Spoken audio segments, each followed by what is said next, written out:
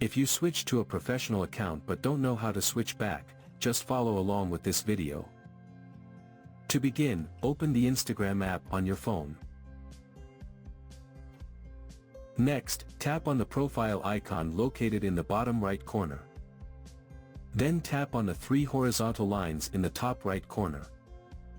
Swipe up to scroll down, and navigate to the For Professionals section. Then, select Creator Tools and Controls. Swipe up to scroll down, and locate Switch Account Type.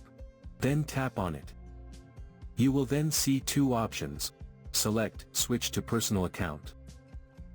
Review the information about what will happen after switching, then tap Switch to Personal Account to confirm. Switching to a personal account removes professional features for a cleaner profile. You will then see a confirmation message stating that you have successfully switched to a personal account. Return to your profile page.